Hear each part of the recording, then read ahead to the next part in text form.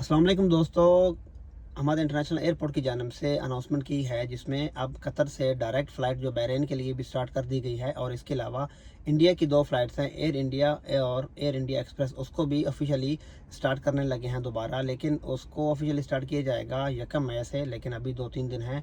लेकिन दुआ करिए कि PIA को भी जल्द से जल्द उसकी भी बहाली की जाए ताकि लोगों का सफ़र जो है वो आसान हो, क्योंकि आपको पता है कि PIA पे लोग बहुत ज़्यादा सफ़र करते हैं, जिसकी वजह से लोग इंतज़ार कर रहे हैं और कतर एयरवेज़ पे भी सफ़र करना वो पसंद करते हैं। लेकिन अभी इस हालात में लोग चाहते हैं कि हमको अपनी एयरलाइन जो है उस पे हम ट्रैवल करें, तो वो हमारे लिए ज़्यादा मुनासिब रहेगा।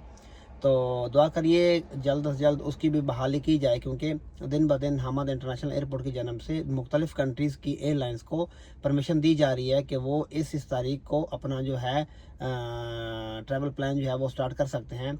लेकिन अभी तक ऑफिशियली PIA के बारे में कोई अपडेट नहीं आई, तो आई होप कि बहुत जल्दी आएगी इंशाल्लाह। लेकिन बस दुआ करिए कि जल्दी आए, ताकि बहुत सारे लोग जो हैं वो बैठे हुए हैं कि हम PIA के ऊपर सफ़र करेंगे। तो दुआ करिए जल्द से जल्द ये कुछ बहाली वाला सिलसिला आए ताकि लोगों का सफ़र आसान हो। और दिन ब दिन अच्छी अच्छी खबरें आ रही हैं, तो बस यही दुआ है कि बस आगे जो है पूरी तरह ऑपरेशन स्टार्ट हो जाए। हर कंट्री का जितने भी हमारे इंटरनेशनल एयरपोर्ट के ऊपर फ़्लाइट्स आती थी, इनके जो पार्टनर्स एयरलाइंस हैं वो सारी स्टार्ट हो जाएं ताकि लोग इजीली अपने मुल्क जा सकें और अपने मुल्क से वापस आ सकें। Thank you.